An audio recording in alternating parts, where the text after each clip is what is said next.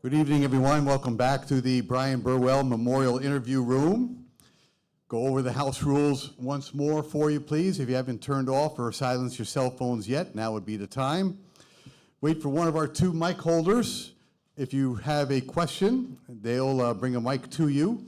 If you have to get into the rotation, get their attention or mine. If you have a follow-up question, please remind the mic holder so he or she stays with you. Today's sessions are 15 minutes long, and you may ask questions of anyone on the dais at any time. A couple of notes of from the first game here played in this session. Bradley, 25 wins equals the 9th best total in program history. It marks the 5th straight year the number 2 seed has advanced to the semifinal round of the Valley Tournament.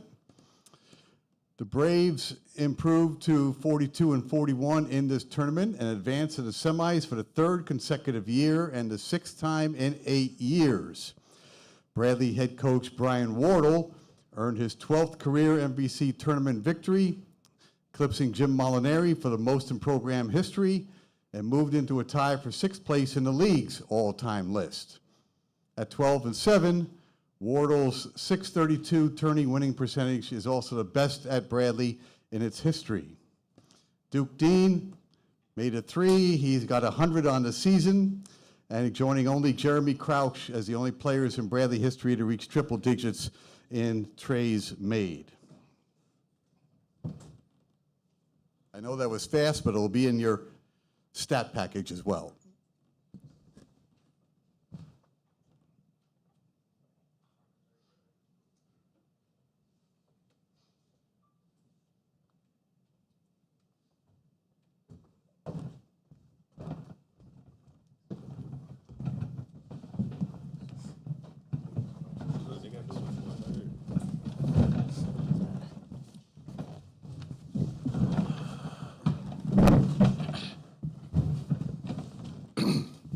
Number 2 seed Bradley Braves are with us, and they have a date in the semifinals tomorrow, 5 o'clock, against the winner of Northern Iowa and Valparaiso. Head coach Brian Wardle is with us.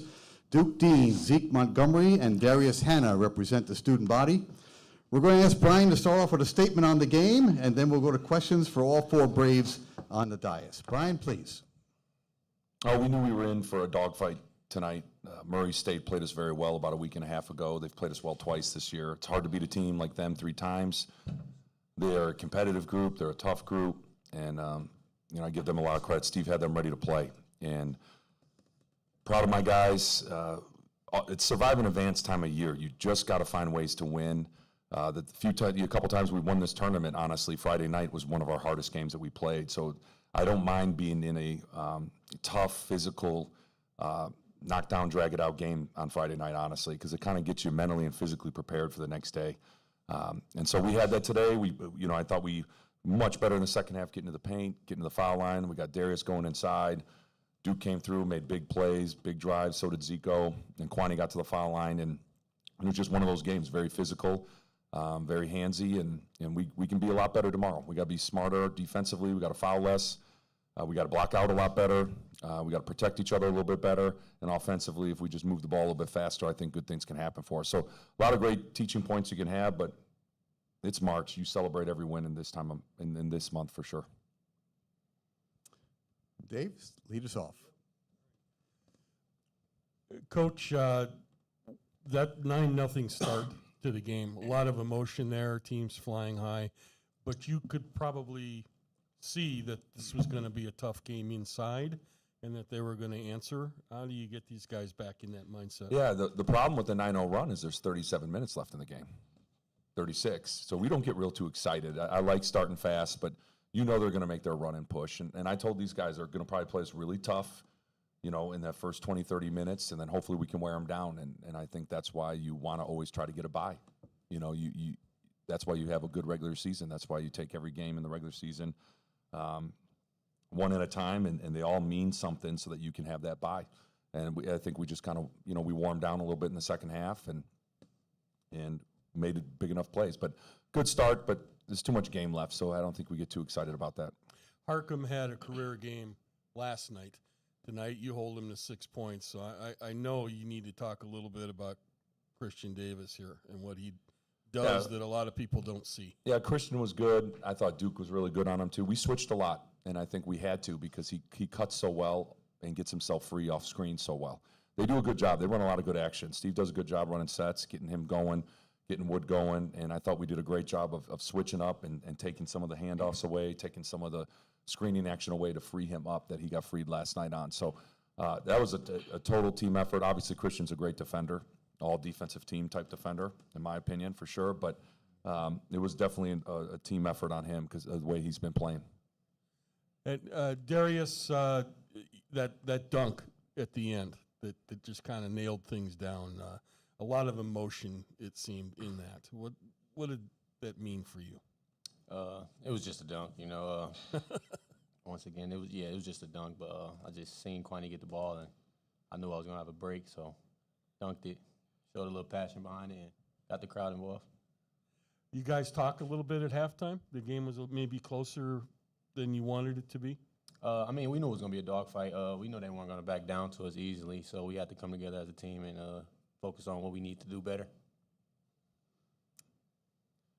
You want Zeke to answer that as well? Zeke, you talk at halftime? Did I talk at halftime? Yeah, a little bit. I talked just trying to keep the team together, knowing that we was going to be in a dogfight. Coming out the second half, we just had to stay focused and be disciplined, and that's what we ended up doing to win this game. And Duke will have you to say the same question. What happened at halftime? We just knew what we had to fix going into the half. We already knew they wasn't gonna back down like that. We played these guys for too many years to know that. So we knew the adjustments we had to make, just fix some things, and just come out in the second half. I think the jitters got out in the first half, and we just made plays in the second half. Question on the right-hand side. Guys, they say it's hard to beat a team 3 times in the same season. You guys successfully did that today. What was different in everybody's preparation for this game going in compared to the regular season? We'll start with Duke. We'll go to Zeke, and Brian, finish up on that, please. I think we just keep our preparation the same most of the time because we practice hard every day, no matter what day it is, from June to June again. So it really don't matter. Our preparation is our preparation, and we just want to compete, defend, and rebound every day, and that's what we do. Yeah, back to what Duke was saying, just coming in here and just taking it possession by possession, taking care of the ball and things like that. Just what they said, and knowing that they were going to switch a lot, just take advantage of that and get me going, get Zeke going, and get Tuan going. Yeah, let's give Murray State some credit here. We'll take wins. We'll win ugly over pretty losses any day of the week. And I think that's hard for maybe our fans to understand sometimes, or people to understand, but it's hard to win this time of year. It's hard to come in here and win. This Murray State team is a competitive team. They showed their heart. I thought Milton and Ellington were really good today. And Milton we were struggling to keep him in front.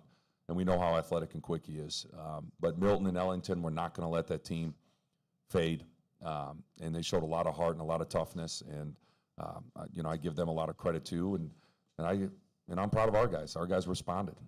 There's obviously a lot of pressure when you get down here to keep advancing, and we've advanced a lot in the past 5-6 years, and it's hard to do. So I'm just proud of them for buckling down, finding ways to win, and winning that second half and getting the dub.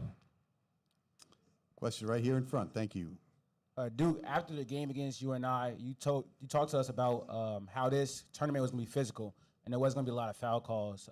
Obviously tonight it was a lot of foul calls, and it seemed like you guys got a little bit frustrated with that. Can you talk to me, all of you guys, about how you guys stay level-headed in those moments when the calls weren't going your way? We got to stop fouling. You just got to get your hands out of there, show your hands, and just move your feet. Play physical without fouling. We got to continue to get better at that. And you can't control the refs. They can't see everything. And you can argue a little bit here and there, but you just got to move on. Exactly what Duke said. Just got to I think move he on. hit it right on the head. Yeah. No, I try to tell my players, I'll talk to the refs, you guys play. And we got to make adjustments defensively. They're a hard team to keep in front. They were just putting their head down and attacking the rim the whole second half. And they're drawing fouls. And, we fouled, and then we ended up attacking them back and drawing fouls on them. So, it all works itself out usually. Coach Wardle, I don't know if you're aware of this, but I believe you are the leader in conference tournament wins now. Obviously, a few games ago, you got 100 wins in the conference. After coming over from Green Bay, can you talk about what you built here and what those type of accolades mean to you? Well, the numbers are nice, but do you know what's the coolest part? When I'm talking to Dr. Reynolds before the game, and I was like, look at those Bradley fans out there. And Chris and I were talking just our first couple years, we didn't have a huge group that would come down from Peoria to this tournament. And each year it just gets bigger and bigger and bigger.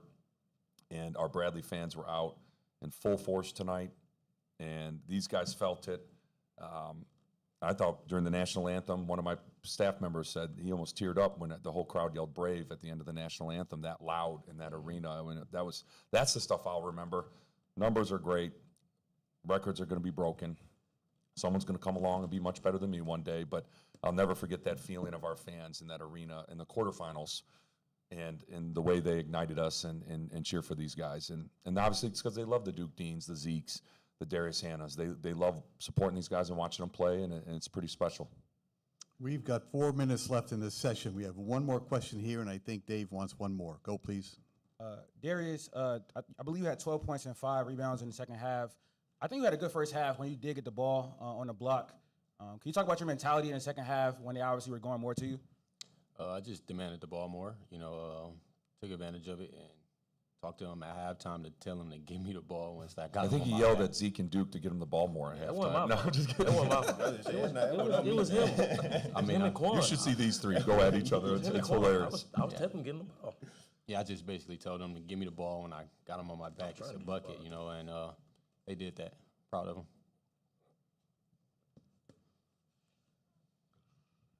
Just want to kind of get an overview of the three of you.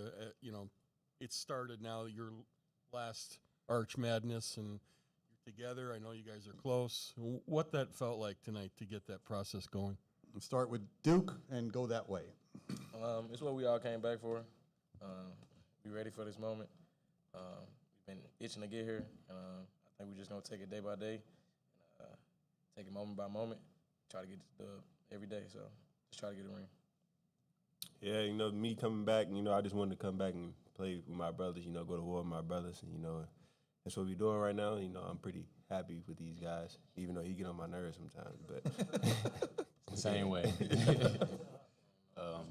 Yeah, going to war with your brothers, man, it's no other feeling like that. Just knowing that they got your back, you got their back, and everybody else, the rest of the team is dialed in. Once you see these guys dialed in, throw Christian Davis in there as well. Just knowing us four dialed in, it brings everybody along, and it all comes down to the work that we put in and the blood, sweat, and tears that we do during the years of getting better. Gentlemen, thank you very much. Congratulations. We'll see you tomorrow, 5 o'clock. Thank you.